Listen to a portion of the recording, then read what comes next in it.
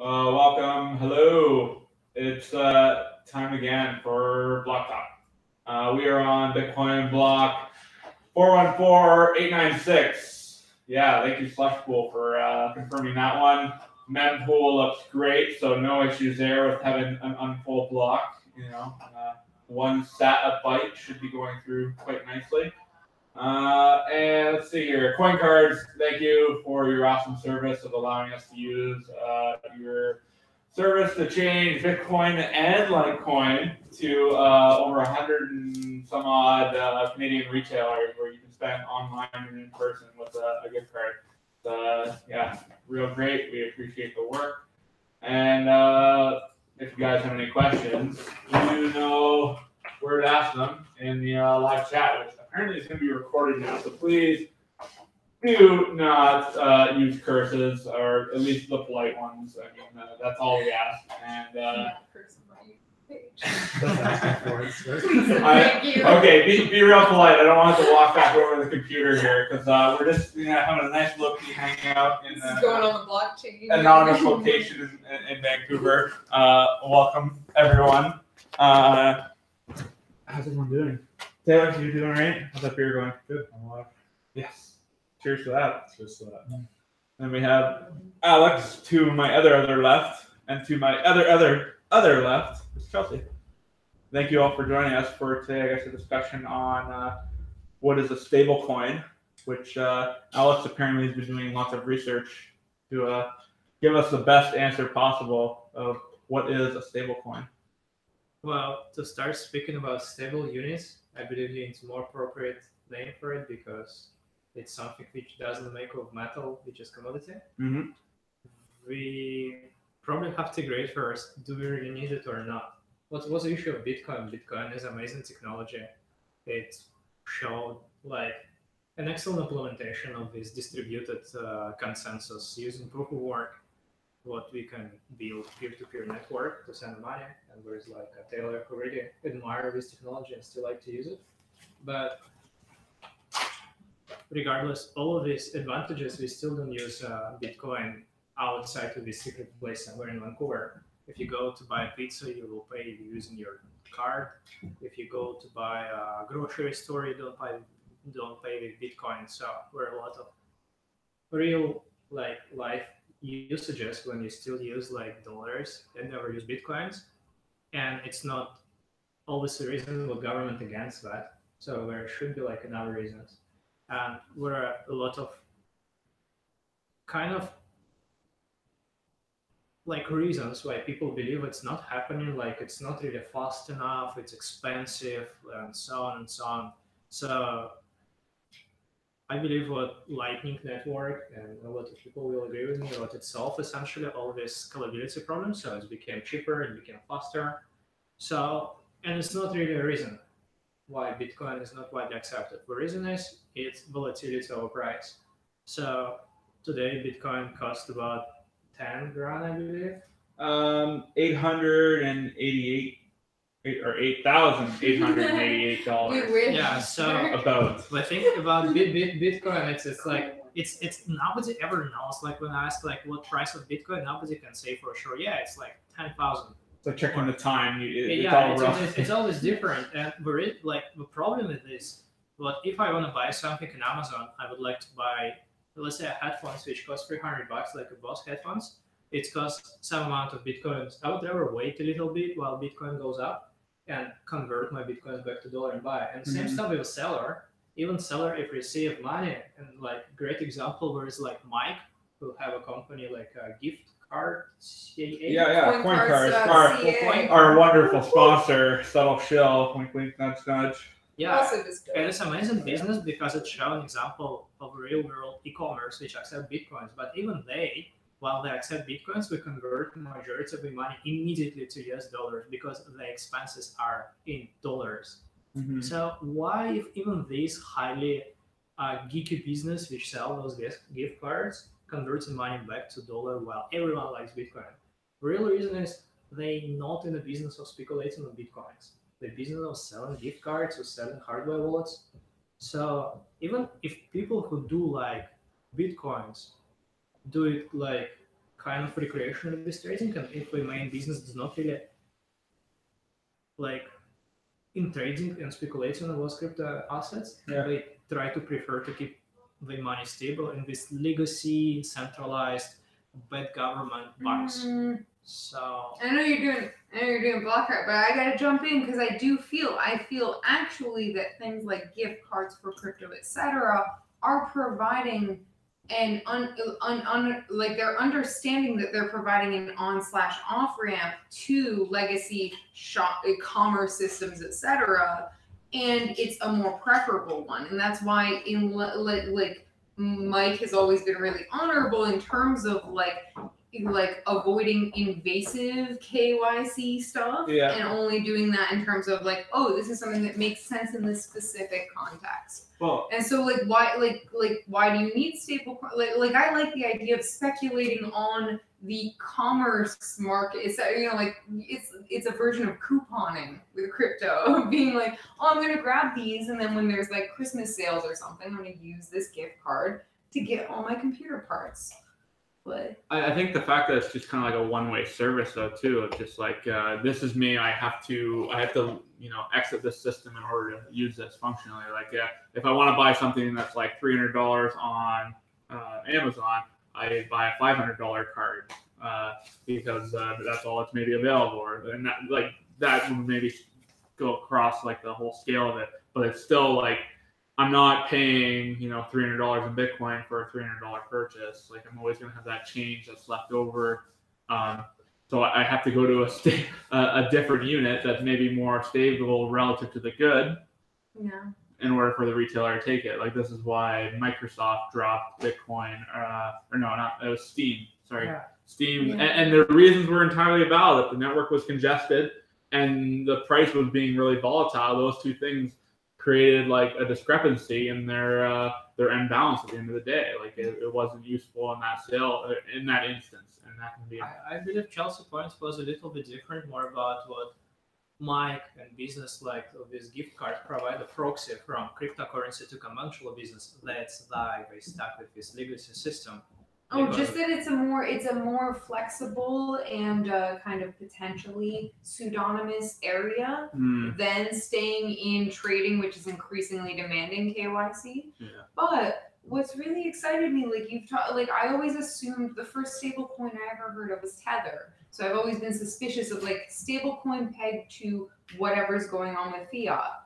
But you gave some in the back room. You were telling us the other day about like the ability to modularly define, like people agree this, like it's pegged to this at a certain time. Yeah, there are different techniques, but regardless of implementation, I mean, pretty much I believe everyone agree. But for like Bitcoin or other cryptocurrency as a currency, and currency is a money, and money has some fundamental features which money have to have in order to be money, and those features are to be medium of exchange, unit of accounting, and storage of value. Those three fundamental properties, and Bitcoin serves great somehow for storage of unit, because we all believe here with the loan perspective, it's not going to be cheaper, yes, but it's terrible unit of account right now and not great as a medium of exchange. And the real conversation I believe today is more like whether Bitcoin or another cryptocurrency with predefined supply policy going to eventually stabilize itself, or we need something what we build in stable units or our project trying to build. And I believe Taylor has a lot of solid arguments why not specific mechanisms, but rather like a Bitcoin going to stabilize itself eventually. Because stabilization is what ultimately will bring this asset into money, because it's going to be like good as a medium of exchange unit account. Without that, even a great technology wouldn't be super useful. No, nothing is stable. There's no such thing, really. But when I think about this, like, it's the money that we're using, like we use it every day, and it seems really agnostic to us. Like, it's just part of how we act to get what we want, and it's just part of something we use. But underlying that just normal behavior that is using that system is an empowerment of the system that has so much power because we granted it to them because they made this efficient thing that worked. Like capitalism definitely has worked. But as it's matured, it's also really centralized a lot of the wealth and a lot of the power. And I think the money systems that we're using is facilitating that, I guess, centralization of power. And when I think of Bitcoin, it is in relation to that. It is a way that we can have this digital convenient money system that isn't empowering some set of individuals. But I mean, it's more about technology which behind Bitcoin, not ever implementation of Bitcoin itself, isn't it? Well, the technology is simple. It's just how do we do, how do we make digital signatures have value? Well, we timestamp them and put all of this energy and work behind it. And if that's how you're getting security of the system, and I think that's the only proven way that works, you're ending up with this scarce digital thing that is definitely, when it's not being used very much, going to be extremely volatile in the beginning here, But just by the essence Oh, of what it this is. pulls me to a side point. I realize I don't even know. Are stable coins mostly, are they proof of work? What's the consensus algorithm? I'm not really sure behind Is it like Bitcoin or is it stable coins. not? If we speak about different implementation and proposal of implementation of stable units, like at least what we do in protocol agnostic, it might be built using fork of Ethereum or Bitcoin or anything else. So for us, like, and for our project as well, the limited supply or predefined supply is not a part of a blockchain itself. Because Ethereum doesn't really have a hard cap on how many Ethereum might exist. They are very flexible about that. Yeah, there's no defined monetary policy right now. How do you peg to something without a centralized power burning tokens and making tokens? It's a different topic. Like I can speak about that, but I believe like limited amount of tokens, but the value like shifts. The other discussion had 3 different things that can be stable coins, right? yeah, Like, I might go deeper about the mechanism of stablecoin if everyone are interested. But we have to agree first Okay. whether they need these stable units at all or not. Because the other hand, like I believe right now he's pretty tired. But I mean he had very solid arguments before why Bitcoin will stabilize itself eventually. If like everyone start using Bitcoin, I believe Cameron as well has a lot of arguments why Bitcoin or Ethereum going to stabilize itself eventually. Well, those arguments of stability come kind of from economics. Like if it becomes the main medium of exchange, then you would kind of predict that its value would increase at the rate of GDP. Like if it was the only money closing for us. But that's something that's so long, so far away. Well, Gonna zoom in real quick again and just say that I heard a really interesting analysis a couple weeks ago of how most classic economic arguments from Adam Smith onward were made right after the breakthroughs in original scholarship around physics. And so they're very direct. What must go up must come down, etc. And that's why we've always been like, oh, but human behavior is irrational, because the metaphors we built economics on are pretty simplistic, like physical ones. So what I find most exciting about the crypto economics versus old economics is that we see in this like kind of asynchronous global discussion around it. Like I hate shitcoins getting chilled and stuff, but we see human behavior, which is what truly drives markets, and which we've never really understood. Like we start to see Pepe Cash, the meme economy, etc. Well, where blockchains kind of succeed is that they're really well measured systems. We know how many units there are issued, and we know how many, in a lot of systems, we know how many are going to be issued. The predictability, we know the rate of inflation today, tomorrow, next week, next year. The only thing we don't have in these systems is if the currency is dormant or like dead. Like, how do we know Satoshi's coins are part of the market cap or not? Like, as soon as those move, the market cap of Bitcoin is totally different than what it is today. because we don't know if those coins are in circulation or not. Well, I would agree or not, because what you say is mostly applying what Bitcoin is very great analogy for a gold on internet. So we're pretty confident what gold is limited supply. We know what were some kind of mines which I provide us with a national gold, which has a cost of mining, and of course, like if the price of gold way down, people stop mining because it became unreasonable from economical point of view. But right now, we do not really use. Some people still use gold as a storage of value. Like my mom like gold. He has like different like things on fingers and like all this like golden like things. But it's not the best right now storage of value. We have a banking system for a reason, and not necessarily a bad reason because like there is bunch of very world government decide just to exploitate everyone else, but for a reason because it didn't provide like really scalable monetary system. So and I believe we will Well, see it's it. been early extremely- stages It's right been now. extremely successful. Absolutely, It's been like so a Bitcoin. successful that we're now facing a new set of problems of humanity But using so much energy, and like not being in balance with the ecosystem as a whole. well, I We face different challenges now because of this capitalist system that's going on. yeah, but Crazy. unlikely we're going to change capitalist system like in a couple of years.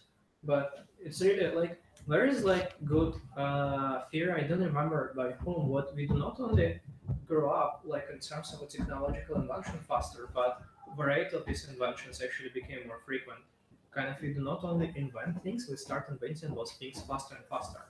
And if we think like boom, Moore's law style? not really more laws. Exponential. I don't remember. I don't know why what law by whom. Moore law is a great example of what kind of And like that's density specific- of a transistors on a yeah. crystal doubles every It's like, just been used by 18 a months. metaphor, as a metaphor by like Yeah. the social sciences. And all of why, that. why talking about that? What we might see what crypto field somehow represent boom of internet or boom of dot-coms like in the late 90s. But I think it's happened faster, way more faster than before. Well, And even we might see different analogy what this cryptocurrency is kind of repeat with history of money, but much more in a faster way. We have a Bitcoin, which is great, like gold, which is also great. Everyone likes gold. A lot of people likes gold. A lot of people likes Bitcoin, share some similarities. But ultimately, we use like fiat money with some banking system which has a special mechanism how to regulate it, like money supply, in order to keep purchase power stable. I believe we're gonna see the same mechanism, same evolutional process in the crypto field, which gonna kind of repeat was evolution in the banking system and introduce it. But with difference, what is gonna be truly decentralized and do not control with bunch of people for like because we invent already blockchain, so we have a different consensus algorithm which wasn't available back then when people started introducing like fiat money system. And it's probably is going to be something different. Like if like what we are building right now, it's not only like our team going to succeed. If anyone different like going to build these stable units or whatever they call it, we introduce like basically money on chain. First useful money, like Bitcoin was before it became super expensive. Like Bitcoin was in 2012 when you can just donate for homeless people in Bitcoin because it's like a Dogecoin. It costs like kind of like nothing. Nobody knows how much does it cost. So you can use it because like it's not a big deal to pay somebody right now. To pay somebody with Bitcoin is a big deal because it might goes up. So like a gold, you do not pay with gold anymore because it's kind of unuseful anymore. So, but the cool thing about those stable units that it's kind of fusion of features both of dollar or like fiat money, which has a stable purchase power, and a Bitcoin. You have a best feature of both because I believe what volatility and expanse of a Bitcoin is not really a good feature of Bitcoin. It's rather a property which we see as a result of all these unique things of Bitcoin, but it wasn't by design what Bitcoin gonna have like super expensive $20,000 for one Bitcoin price. What people can just play around that. It was possible, but it wasn't by design part which excite people. The volatility of the price has nothing to do with Bitcoin itself. It's people's perception of it. Exactly. So Bitcoin good not because of like price, but because of technology behind that. And with stable units, we actually use this. Well, we're still in the middle of like the S curve of adoption. Like every technology seems to follow Yeah. the same sort of S curve, and like we haven't reached like peak. Like the way you were describing with the homeless person, and just like, oh, I don't really care about this thing, and like it's complete speculation. Where now it's like, oh well, this is not going like it's not a lump. It's definitely an S curve that we're moving with Bitcoin. Once it's kind of we're a peak of like everyone uses it, everyone accepts it. It's like, well, the value of it, like, well, there's no more speculation of this, like, of this becoming a world currency because it is on the level of a world currency. Right now, it's just like a tech startup. It's not. But basically, your argument with time adoption is an issue why Bitcoin is not widely used Currently. outside. But things you see it from an hour like Bitcoin exists from 2009. Mhm. If we think about when it start existing for general audience for 2012 or 2013, when it's appeared in all news because it start like somebody start giving more than $1,000 for one Bitcoin, it get so huge media coverage when PayPal only were dreaming of. Yeah. But PayPal for a short period of time became basically de facto as a medium of exchange for Yeah. the internet. Oh yeah. So how is it possible that technologically superior PayPal or technologically superior Bitcoin didn't have greater adoption when PayPal get for a short period of time? How PayPal being a past, therefore all this invention happened slower than now, and didn't have that great technology as Bitcoin has, received greater adoption than Bitcoin having right now? How is it possible? So it's probably not a It's not disrupting the rails of different old systems. It's just That's not people actively fighting against it. well, good point, but a lot of people not actually fighting against that. See, like a Singapore or some kind of Gibraltar or like a small yeah. country So where so Bitcoin a is not change regulated. that is will take much more time, and because it's people learning to trust something different, a whole other thing. They're not choosing like trusting a medium of exchange anymore because like there are many ways to exchange US dollar. They're trusting a whole new unit. That's maybe where there's a little bit more of a step. Yeah, than but PayPal. business doesn't work like this. I mean, if you own a business, you would like to like. Do you think people believe to PayPal more?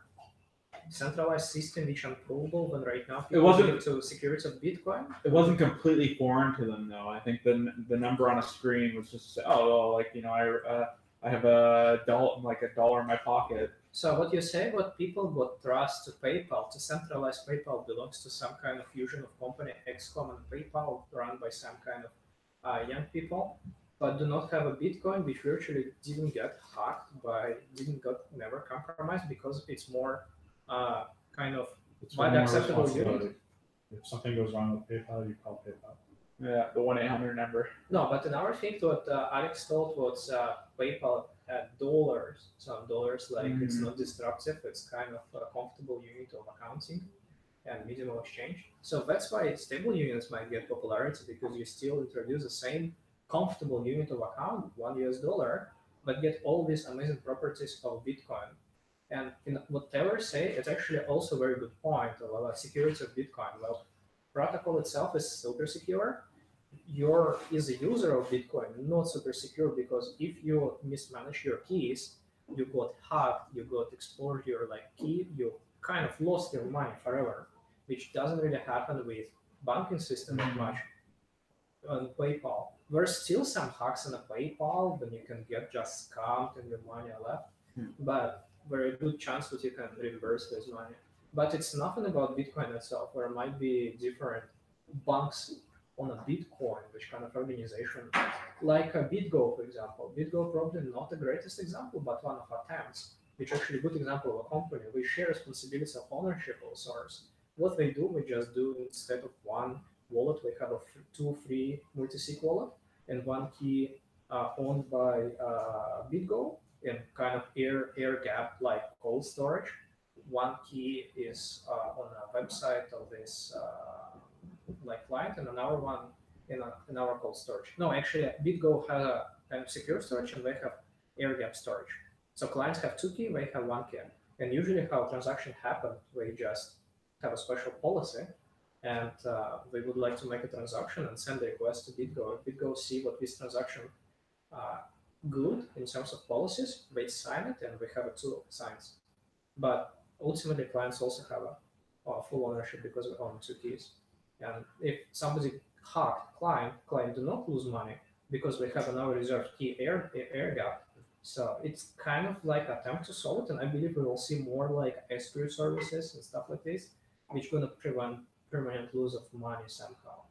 It's not really like the nature of a Bitcoin, and just how we manage peers right now. Well, this could be how something like Litecoin will be more iterated, where it's like you're never touching Bitcoin, you're interacting with a website, which when you send to another website, they just have like Lightning to each other. So like you're never seeing or being in contact with the keys, let alone the transaction actually happening. It's happening offline between the parties running the service rather than even the individual user.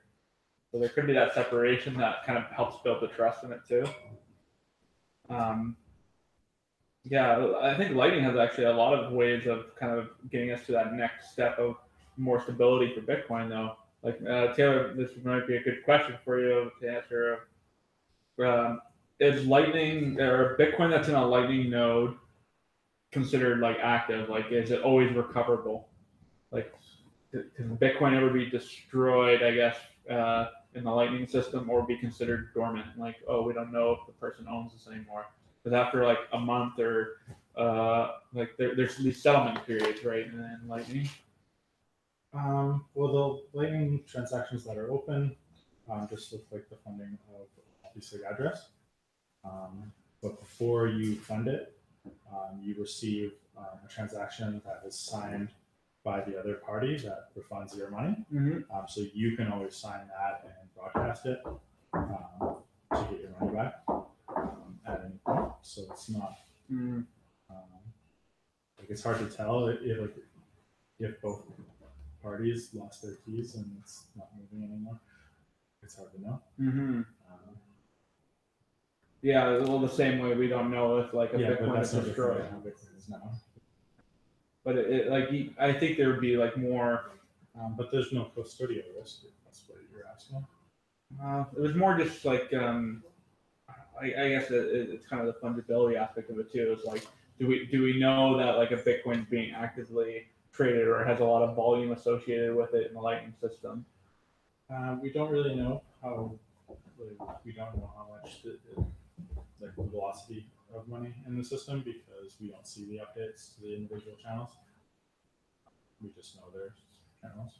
But question to you, like you mentioned, what is going to make Bitcoin more stable? How is Lightning exactly making Bitcoin more? Yeah, I don't agree with that. It's Alex still problem. Yeah. But Alex has like mentioned in our thing that he was kind of very skeptical when I spoke about Bitcoin, why Bitcoin get upset, and so I think we're speaking about two different things. One of them is acceptance of cryptocurrency and adaptation of cryptocurrency as general, and our adaptation of Bitcoin as particular implementation of cryptocurrency. Yes, great. Yes, first implementation. Yes, the most expensive right now. But ultimately, it's up to end of March of 2018. So it might be not true for the future because Bitcoin being first doesn't automatically make it the most useful or greatest technology. Mm-hmm. If we're speaking about adaptation of cryptocurrency as a whole, yeah, we can speak, but there is not enough time and stuff like this. People do not trust, but when we move towards when people start accepting Bitcoin, people are going to be open for cryptocurrency in general, not only Bitcoin, and stable units or any other implementation of not volatile, truly decentralized, not volatile cryptocurrency might receive a competitive advantage in comparison with Bitcoin, exactly competitive advantage when US dollar has in comparison with gold, if you think about that. So Bitcoin is great because it's actually creating a market. It shows a use case. It shows kind of like proof of technology. But our more technologically, I believe superior, and I totally accept that we disagree with this statement. Superior in terms of like more useful as medium of exchange might actually bring first billion people on blockchain, not a Bitcoin, not a gold, but something like US dollar when you can just pay for a beer. I mean, this beer is amazing. This beer, it's like brewery dusk pale ale. Costs about $3. And like even if we accept Litecoin and we're gonna do it for a beer machine, like we accept some kind of Bitcoins, its price drop, how are we gonna go in store and buy another one? We joked a lot about just like Bitcoin or beer being a really stable unit. It's like, I'll help a friend move, give him a case of beer. Absolutely. Yeah. So stability is not like kind of universal term, and stability in comparison with what? Well, we speak about stability, we usually means like if a dollar is stable purchase power in a like border of some kind of country. US dollar is not really a representative example because it's actively used as a medium of exchange for international trading. Same euro is.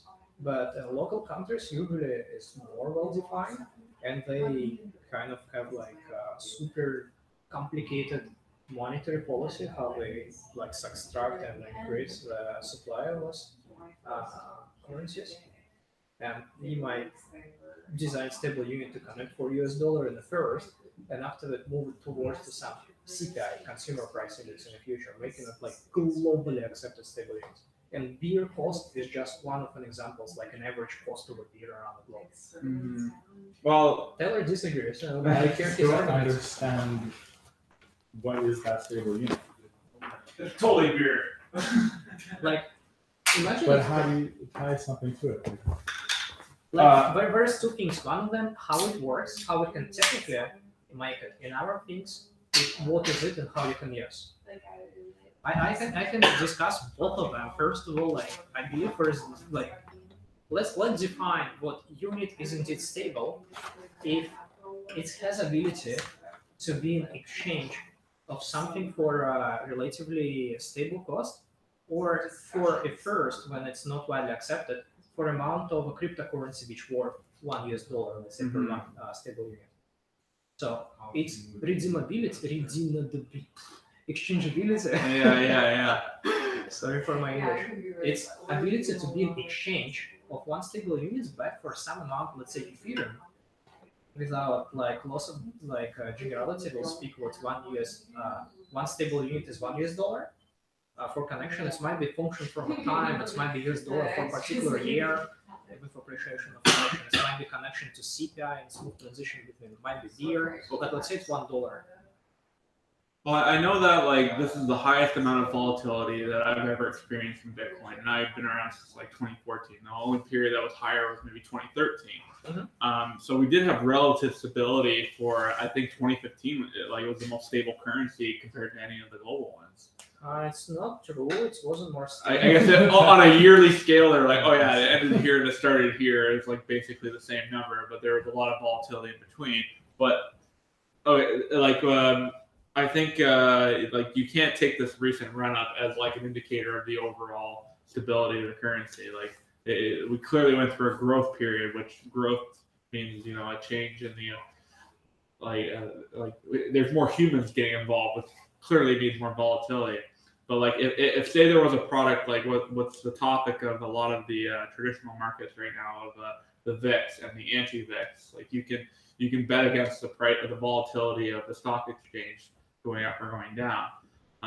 So like there's all these other like instruments or tools or contracts that like if I could bet on the price of Bitcoin stability being more stable right now versus being more volatile, like that's an active trade I could take. Maybe that leads to more liquidity or even more stability of the market because it is a well-measured system.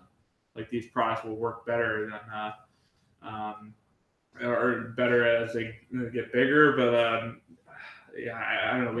I got your example. So basically, you can say what you say, if I understood you correctly, what we've seen when after kind of like collapse of this bubble in 2013, we've seen relative stability of Bitcoin around $400 per one during a year or so. Yeah. But its relative stability means it's not that insane and stable right now. It's not nearly that stable in terms of purchase power as US dollar at first, and second, I believe the reason was because it stopped being using. I mean, the real reason it stopped being used as a tool for speculate. And if you imagine what Bitcoin gonna conquer the world and everyone gonna use it to pay and receive a salary and stop speculate, where are you gonna store your value? Where are you gonna store your net, like kind of assets? You get a salary, you wanna just save it, so you're gonna use what? Stocks? where does Bitcoin relate? Like the price of Bitcoin today also relate to like the cost of production, because that's like directly tied to technology too. If it becomes like right now, Bitcoin is in the process of consuming all the abundant energy in the world.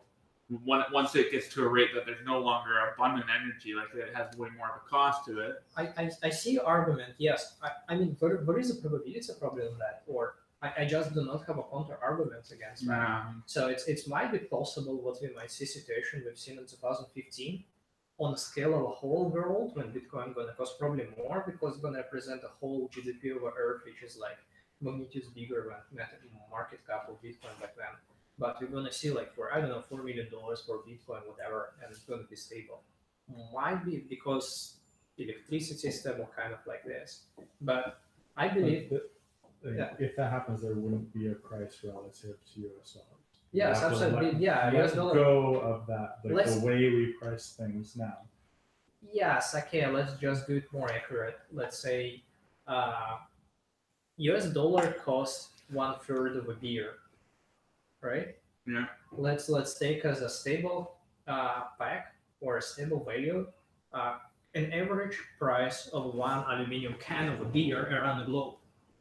So we imagine what this is some kind of stability, or imagine how a price changes during the salaries or whatever, and say what is going to cost $1 of 2008, like $1 of 2008, and we're going to measure $1 of 2008 as a who's going to measure? Who's trusted? Well, as soon as you do that, you're in trouble. Okay, I mean, it's not really changing my argument though. It's like say, yes, but fridge doesn't work. That's why stable units are not stable. It's kind of unrelated things. You can say what Bitcoin is going to be the only money in one of possible parallel universes, and everyone's going to use Bitcoin, and it's not going to be worth any US dollar because US dollar wouldn't be a thing. Everyone's going to use Bitcoins. It's just the money, the crypto, the everything. And beer gonna cost like 1 millionth, whatever, like one Satoshi is gonna cost one beer. You can say that, but economy just doesn't only use money as a medium of exchange though. You might use this kind of hypothetical future Bitcoin as a unit of measurement, unit of accounting. Yes, you have 5 beers, you want to exchange it for amount of work, you want to exchange 5 Satoshi for amount of work. It's going to be medium of exchange. I clean this like hacker space here in a secret place of Vancouver, and I'm going to ask like 2 beers for my work or 2 Satoshis. Great, but it's not going to work as storage of value though, because it's how capitalism work. I mean, it's based on like ownership of capital. It's not work in a socialist countries, like, but as we figure out in history, it's like doesn't really work out at all. And well, I'm from Soviet Union. I was born in Soviet Union, so I might see what is socialist about it? Not a socialist. It's more about like a communist way of socialism. Because you do not own capital, you do not might live on dividends and stuff like this. How did you come to that conclusion? Of course you can still own capital, or who said? Well, in Soviet Union you could not. Okay, yeah. You could not, at least. State own every like apartments and factories and stuff like this. So you cannot just use your capital to invest it somewhere. If you have to get money, you have to work. Simple as that. Because if you do not work and receive some dividends, you're exploitative class and stuff like this. I do not want to go deeper in this field because I do not have a deep knowledge in macroeconomic and social structures of a different like a type of this socialism and capitalism. But ultimately, as a value, like if right now we see where money stores, it's usually financial institutions. Whereas like money in my pocket, I have like I don't know, like $50 Canadian dollars in my pocket as papers. You have some money if you just aggregate that has special name and economy, but it's relatively small amount of money in comparison with our type of money which exists as loans and like bonds, stuff like this. So if we're gonna take into account those financial tools, Bitcoin wouldn't be sufficient. Mm-hmm. Yeah, and nothing prevents people from making loans and making investments in things that are profitable. Yes. You might say what is going to exist only as a cash, Bitcoin Cash as a cash, and every other financial tool gonna exist like differently. Well, the useful ones, but the yeah, the privilege to create money is the thing that Well, I think real social change, real empowerment of individuals happen because of that. I don't know. Am I crazy, sir, or is this ideology that I really have come to believe? Well, something? the thing I like about Bitcoin is it's kind of like the slow moving change of like people understanding what Bitcoin is not just understanding that there's just different technology. It's understanding how like money works. Of like, oh, why does a dollar have value? I don't think a lot of people are like rationalize that in a day. They just see, oh, gas costs this much today, and then oh, it's a little more tomorrow. Oh, but it was cheaper yesterday. Like there's like. Well, people understand. In most places, it's run quite efficiently. Our Canadian money system, our banking system is quite good. But not everywhere in the world are the governments who have the ability to do that using it in a responsible way. It is an implicit way to steal basically all the wealth or huge amounts of wealth from the population. it's And very good point. So let's just speak about reality now. I live most of my life in the countries. I didn't live only in Russia. I used to live in Mexico. I used to live in Argentina and Chile. Those countries are very famous by being do not providing like the best money as a tool for reasonable exchange and stuff like this. How people from all those countries which are not US and Canada are going to receive those bitcoins if they're controlled just by a few people? Let's be honest, majority of Bitcoin controlled by just random early investors who do not even create jobs for it. I mean, if you don't like bankers because they're rich and bad people, those people at least like pay a lot of taxes, create jobs, create those opportunities. We give loans for local business. What was early investors of Bitcoin exactly, except developers? Yeah, I feel that like currency gets its value from like the people that hold it. So like, okay, so the U.S. dollar, lots of Americans hold it. So like, if you go to like South America, like there's street vendors that are willing to exchange for U.S. dollars. It's like, oh yeah, like the Americans really value this, so like you should probably value it more than like your currency. And it's the same like Bitcoin, like it's valued by originally like libertarian, but now it's a much more diverse community. There's a smaller community in something like Ubic that values Ubic at whatever price, and them understanding the underlying value of it is what could make it more valuable. I speak about a little bit different things. I speak about how you're gonna make that happen. Right now, Bitcoin owned by few people. How are you gonna distribute those Bitcoins to make your ideal world? How are you exactly gonna make happen what an average African gonna own some Bitcoins? Yeah. How was exactly really gonna be there? That's a good question. How are you gonna make an airdrop for whole people, 7 billion people? I'm not sure how it's gonna happen. So Specifically because holders are never gonna just give it for free. Majority of them are not gonna give it. Because like Bitcoin's gonna make the new 1%, but like, why do we need a 1%? Like, why couldn't there just be more I distribution? don't really see how it's gonna happen in real life. How this network gonna accept more people with one policy. It's going to be I believe the price of Bitcoin is so high because majority of Bitcoin is just hodl and not really on trading. That's why a valuable amount of Bitcoin which on exchanges is relatively small in comparison of all Bitcoins in existence. And because it has a very high media attention, people believe in that. It has a such, I consider it as a big price. Well, people have a different opinion. It's totally fair. It's everything super subjective. But ultimately, it's what more probable gonna happen. What Bitcoin's magically gonna be distributed in our world, or gonna appear some on our project, which gonna offer the storage like same advantages of a Bitcoin, except big volatile price, but more usability in terms of you have a kind of familiar unit of exchange, $1, and you have a much more fair distribution of that because it costs $1. It's not gonna cost 1 million. It's gonna cost so what does $1. that change about? Like, why is that good?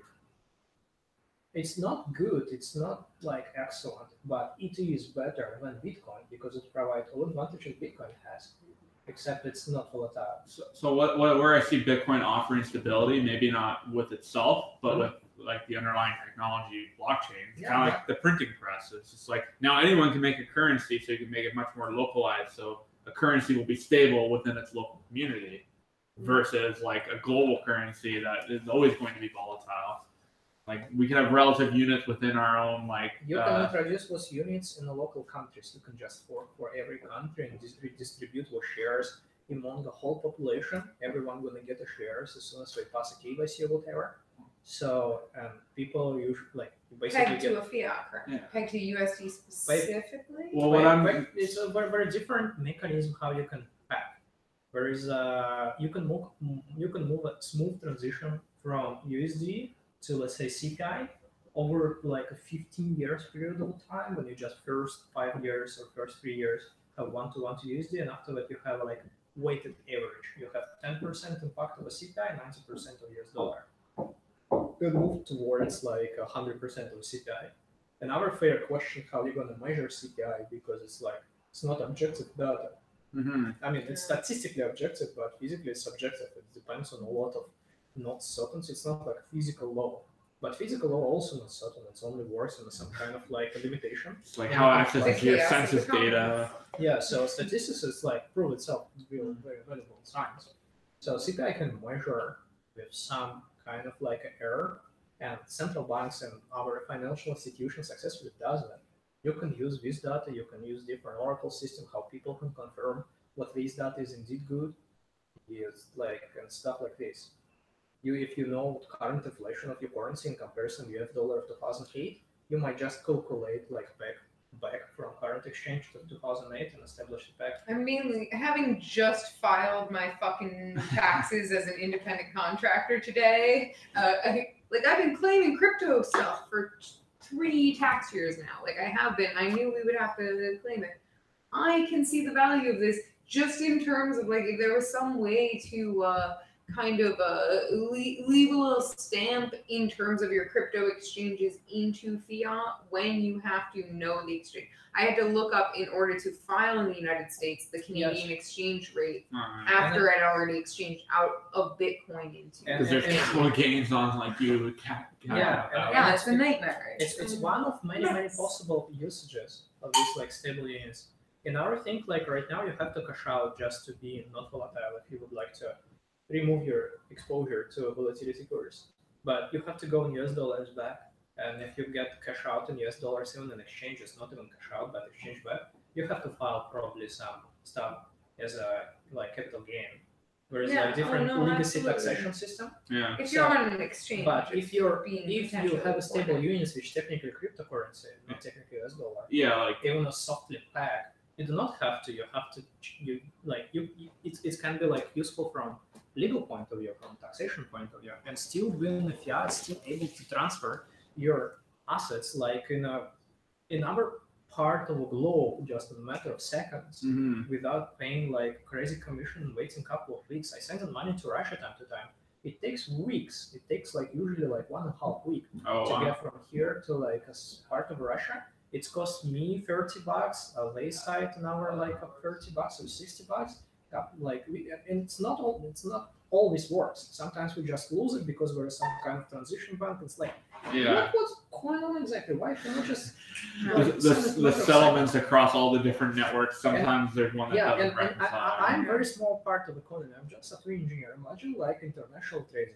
Some kind of government which would like to kind of not use a US dollar for political reasons. There are quite a lot of entities like in the world who do not really like to use US dollar for political or some kind of another, let's say, set of reasons or euros. A lot of countries right now have to trust the SWIFT network, like, and that's like an American entity that runs that, is it not? Like it just even removing that trust can create like that much more efficiency, but also more, I think, stability too. Just we didn't accidentally create $1 million today. Yes, so it's de facto controlled by US because SWIFT system controlled by US.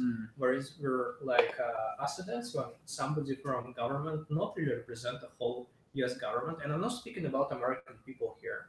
It's like American people have kind of not really have a loose relation to American government. that's why American likable around the world, and American government are not. And the thing is, we're like accidents when somebody from a government claim what we might turn off a particular country out of SWIFT system just because of political issue, Mhm. and it's gonna means like a huge economical crisis for a country because we effectively gonna turn out of like global economy, Yeah. and every country right now are part of the global economy. So, and I'm not speaking about like some like small countries like North Korea. I mean, they fed quite a lot of different countries. So it might be just not really better than US dollar, but it just might be not controlled by US dollar in that sense. So it's basically introduced decentralization on a global economical level. Theoretically, I'm not speaking about what we are into implementing. It might be not optimal what we are doing, where it might be better implementation with stronger team, with a strong technology, like like under the pool, I think you call it. But ultimately, this concept of stable unions, of like being decentralized, being cryptocurrency, but which has a special like a stabilization mechanism, which we use like as 5 levels, but might be some use different like concept how they can stabilize it. Ultimately, going to provide some usage we could not even foresee right now because it's both US dollar and both Bitcoin. It has like properties on the wall. There might be some examples we could not just use right now for some reasons. So it's even might create additional sort of parts of the economy, additional like new industries which we're not aware about right now, just because we never had that kind of unit of medium of exchange. Did Bitcoin? Well, So what incentivizes the security of the stablecoin system? yes. What does a stable coin like or stable units means? It means what you're able to exchange it back for something like which worth 1 peg. Let's say without lots of generality, we'll speak what it's back to $1 for simplicity, and it has in the back Ethereum instead of like a portfolio of cryptocurrencies, just to make arguments more simple. But technologically, it's going to have like a portfolio of cryptocurrencies like a DAO DAI that I have right now. It also has Ethereum, and it's back to $1, also as DAI has, but it's not set in stone. You can connect it for different function from a time or for different values, etc. So exchangeability for Ethereum worth $1 at any point of time with certain conditions. But the security of the transaction is backed by the proof of work. Security of transaction, like what we are doing is protocol agnostic. Our plan is to be on a fork of Ethereum. So we use like basically a code of Ethereum with some modification, but in terms of a consensus algorithm, whatever Ethereum offers. So, and we're gonna just like pull, merge like every commit of Ethereum, like on the production branch. So if Ethereum gonna move to proof of stake, it means, well, there is at least $20 billion worth of Ethereum on this stake. So if Ethereum it's basically a bounty system. Like if somebody able to outtrade or kind of like treat the system like behind Ethereum, those people would able to just get way more profit than potentially just our system. So you're riding on Ethereum's Exactly. consensus algorithm, including just like question mark future, which is Ethereum's most beloved quality. Proof of stake completely unproven. We're not in the business to make it everything. We have a limited capacity. Yeah, but how stable is a coin that is? We're not fine. Yeah. So you're not using the stable coin to incentivize security or as part of the consensus part at all. Like how is your system incentivizing consensus? Well, since we speak about particular our system, so what we are doing, we're basically making fork of Ethereum with a parity bridge between our fork and the mainnet. So there's different things which you can have. Your stable units as these units of exchange and stuff like this. And you have shares which controls a decentralized autonomous organization, which has a control of changes of the system. And those shares actually on the mainnet. So it sounds like it's kind of like a private chain that has its units. Well, private chain sounds like it has a single point of failure. Well, it is public. I mean, you can mine if you have a miner which able to mine Ethereum. you're absolutely able to mine like this. So what is my incentive to mine? What am I getting paid? to run my Incentive that miner? would then pin the you get a security of the commission. system. I mean, when you send No in stable incentive, no units, you have a security. commission, because if you don't have a commission, you get exposure yourself on a DDoS type of attack. So I only get the fees? You have to pay like small fee for every transaction inevitably, because if you don't, let's Yeah. say I have $1 and I make a billion transactions and pay everyone 1 billionth of a dollar, somebody have to kind of like execute those transactions, which is economically impossible. Yeah, my question though still is like, as a miner, say there was like no one transacting in the block that I just mined, and I just put like Well, $50 of energy into mining it. Do I get $50 of No. your currency? No. Do I get anything? Well, you might get, whereas there's still a lot of hypotheses how you can get, but usually, like, I'm not really certain about this question, because we are not actually in business to providing a new algorithm of consensus. We're in business to providing How is, algorithm of stabilization. how is a stable coin a more erratic Ethereum? That makes no sense. It's Because, the like, opposite of stable. One thing we did in the UVic It's monetary a policy portfolio spread on. was we eventually get to 1 UVic per block, but then we don't go any lower than that. And the reason why is because we've never seen an example of a proof of work network that runs purely on fees alone. Bitcoin is supposed to get there at one point. Like, there's going to be a point where like miners are only getting fees of the transactions, and we're kind of getting to a point now. Like back in December, you were making more off of the fees than the block reward. Yeah, but again, if we're gonna make like a fork of Ethereum, like by default, if it's gonna happen on Ethereum, we're gonna accept pretty much policy of miners, which Ethereum provides. If it provides in every block like some amount of a new created Ethereum, well. So you'll be more of a token, but the fact that you No, want to you want to be on your own, like your own blockchain record, like the only double spending protection you have is that this link doesn't get abused, which it doesn't sound like there's any work or economic incentive to enforce the link.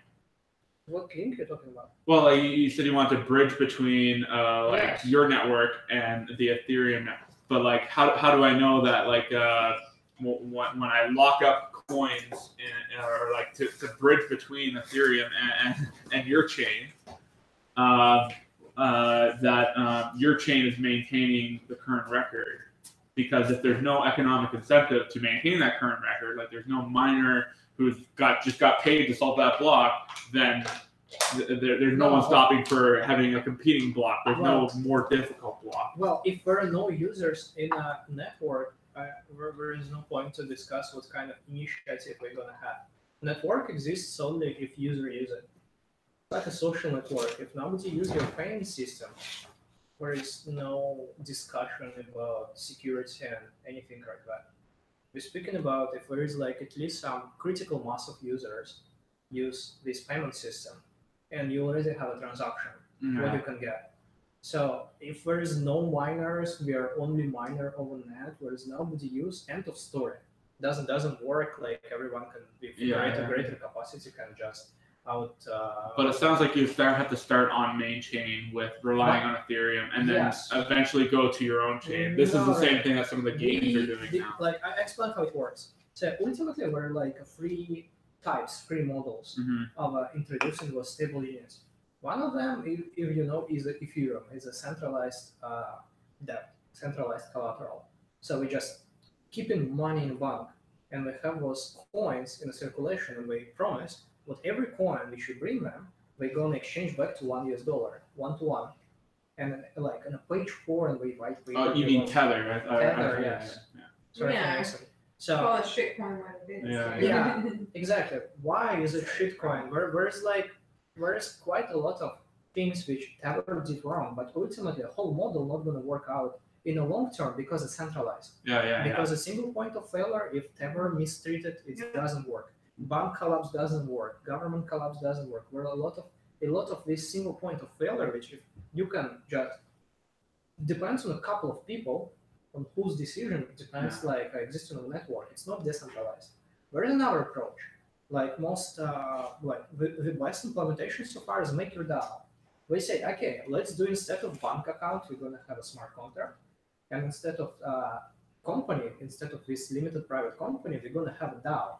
So it's kind of company on chain, Yeah, organization yeah. on chain. Similar to how Digix does it with Absolutely, yes. Digit is another example. So the problem here, if we peg to $1 and keep collateral in Ethereum or any other like a portfolio of cryptocurrencies, this portfolio have a volatile price. How are you going to ensure what you're able to exchange all your DAI in circulation to this Ethereum and a smart contract? Like how specifically MakerDAO did it. We introduced over collateralization using like individual smart contracts. So if I have like one Ethereum, which costs like let's say $1,000, not true right now, it was true in February, and I put it, I was able to from this $1,000 worth in a current price Ethereum take until like 2/3 of this amount of money in the DAI, so until like 600 blah blah blah. But if price of my collateral gonna go down in US dollars and it's gonna reach 120% of the size of my DAI in the circulation, I'm gonna lose ownership of the smart contract and everyone can buy this smart contract. Let's say my collateral stop like my $1,000 worth of Ethereum, one Ethereum start costing like only $700. Somebody able to buy it for nominal like DAI, which is necessary. Remember, I took only, let's say, solid example. I bring one Ethereum to MakerDAO, took 500 DAIs. I have over collateralization 2 times, right? Yeah. Ever start Ethereum start losing price to US dollar, and my collateral cost 800, 700, like 600 something. As soon as it costs 700, and I have 500 DAI in circulation, I lose ownership of the smart contract. And Taylor, let's say, can just exchange his $500 in fiat to DAI, buy out my smart contract, and for $500 he bought $700 worth of Ethereum. So it creates 2 things. One of them, I have an initiative to kind of play with my risks. If I want to get DAI and I don't want to lose ownership of my Ethereum, I'm gonna took less DAI, therefore over collateralize more. And another thing, what it's like, I can use this DAI and do some kind of like a speculation and stuff like this, and after that just buy someone else DAI and exchange back and get my Ethereum back. So it's sort of like a margin trading tool. Yeah, because it kind of sounds like the MakerDAO example of like no matter what, I can either be 20% profitable or 20% in loss, and then if it goes outside of that, I am forced out of that contract. It's not like 20% loss. It's 100. It's at least 20% not profit. Over collateralization should be at least 120. Yeah. So yes, where collateralization 100, it's like you have 1-to-1. Problem with this, ultimately, like DAI is great. There are some minor scalability issue because of ERC20 token, and every transaction you have to pay Ethereum gas. There is a lot of different things which might be improved, but ultimately, even if they do the best implementation of a model, it lacks one of fundamental things. It's unscalable. Because how much worth of Ethereum you will ever, or any cryptocurrencies you will have in this decentralized collateral? Yeah. Some limited amount of money. Like Ethereum now worth, I don't know how much. Let's say you're going to get up to $10 billion worth of Ethereum. You might have until $7 billion DAI in the circulation. It's kind of okay for like a PayPal type company, but it's absolutely not okay for international trading. It would be not enough. It's not at scale. But what happened in real life? In real life, in the banking system, if you own Impile in a PayPal, when you have some kind of amount of asset in this organization, there is no point of time when 100% of users would like to cash out in the same time. If it happened in a bank became dissolvent. Bank collapsed because we do not have money you have like in your mobile application what banks supposedly have. We just like lease this money as loans. So bank have like way less money than total amount of saving account altogether. So, and well, banks usually works quite well. Yeah, there are some kind of like a bad times, but usually it works quite well. So you might expect that only fraction of those owners of this, it's what we see in a Tether, by the way. While like there's 2 billion Tethers in the circulation, you might see what actually they still have quite a lot of money in the bank, and those money in the bank never actually goes out. Because if you have to sell Tether. You just find another person who has Tether would like to sell it or would like to buy it. So yeah, if there is like some kind of bad circumstances and there is some percentage of the Tether holders would like to sell, and they, in order to maintain the price, Tether have to buy out back this Tether and give to exchange US dollars. But very only a few people does that. Yeah, there's a lot more people trying to work a Tether order book. So like they're either able to swap out with someone wanting to enter, or any discrepancy on it, they issue news. So now we have a two systems. One of them excellent MakerDAO, which excellent accepted and scalable, and we have a not excellent Tether, but which works better in the real life because more people use it. No, seriously, there's $18 million worth DAI in the circulation. There's $2 billion in the Tether. Yeah. How is it possible if Tether is so bad and nobody likes them, and DAO is so great, everyone likes them? The thing is, Tether more useful for usage of crypto traders. Just because it's in exchanges, it's actually like just better implemented, early appears and stuff like this. How we can fuse those two systems and get good from like best from both of them? We might use when system is small, you have a like some amount of stable units in circulation, less than some critical mass K, which depends on the initial founding. And this critical mass of stable units is always over collateralized. So you have some initial money in collateral, which again during ICO investment doesn't really matter. And if your network is small, you might use this initial over collateralization as an insurance, but everyone, even the price of Ethereum will go down, able to exchange with stable units back for Ethereum, just because you initially have more out of investment. I wonder how much of it is like brand co-option, like, you know, the fact that it's USDT, people think it's US dollar. But I think we're kind of getting to the end of our time here. So I'm just getting the chart up here, and we're gonna try and predict the awesome stable price of Bitcoin. Hell yeah.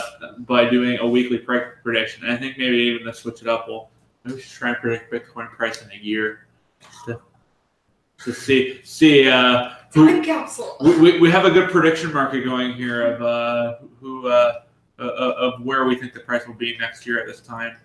Let me just get my screen share here going. Do bear with me, but I appreciate the fact that we were able to get together and have this discussion. All right, let me make sure I got right pair up. Uno momentos. All right, let's get our friends online here. Okay, so we're looking at a Bitcoin chart here, which we are at 8,000. My mistake. My units wrong. You love that $800. Yeah, I would love to buy an $800 Bitcoin. I mean, I'm okay where it is now. $8,950. And yeah, we just got from our recent kind of bounce here of 11,500. So we'll do two guesses this next week and next year. So we'll start with Alex, since you seem to be modeling this theory very much. Where do you think the price is going to be next week? I don't know where next week, but I'm pretty sure it's going to be volatile. So we'll just put the squiggly line here. Pretty confident about That's that. what we're guessing. Yeah. This is very unpredictable guess. Well, I mean, I will break the ice and say that it's going to be. I believe it's going to stabilize about 10K probably in a mid-term run, because it's more psychological, like comfortable levels, like compounder. Let me zoom in slightly. But it's just guess out of thin air. I don't really have any data to support my. Well, that's why this is that much fun. We'll all make predictions and state our reputation on it, which might result in some stability. I'm going to say 9,500 for next week. Alex, you're saying 10,000? Next week? Yeah. No, I mean turn around, like probably in June. Oh, okay, in June. I would say 10 weeks, or 2 weeks, I don't know. It's next week and next year. Yeah. Those So are the two. Quite frankly, I never checked price. It's in my mobile application, but it's kind of like when I did, it's make me only sad. I mean, I was happy. It's kind of okay, but I was happy when I got my paycheck working for Amazon. But when I lost money, I never lost money in Amazon, but I lost money in Bitcoins, and it's making me sad. So it's kind Cool. of Well, it's fun to guess though. So Yeah, I yeah. hate all money and finance, but I love the guessing game on Blocktalk because it's ripe for trolling.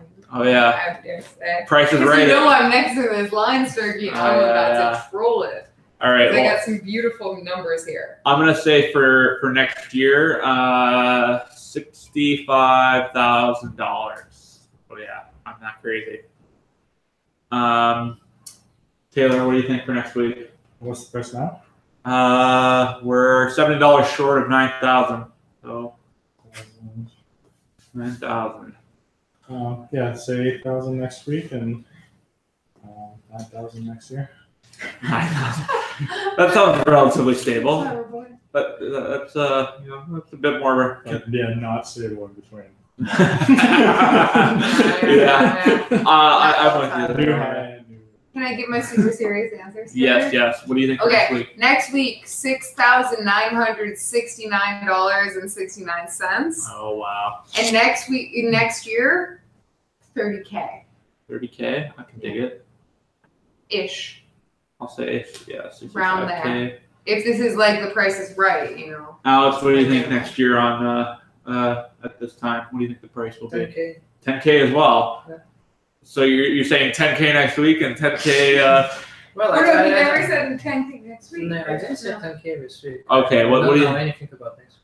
Yeah. Honestly, two things. It's going to be volatile, and it's probably going to be around something. Can you quantify this volatility into a single Just pin it integer? down in 1 second Let's of say its own. 8K in 2 weeks and 10K beyond. I'm asking for.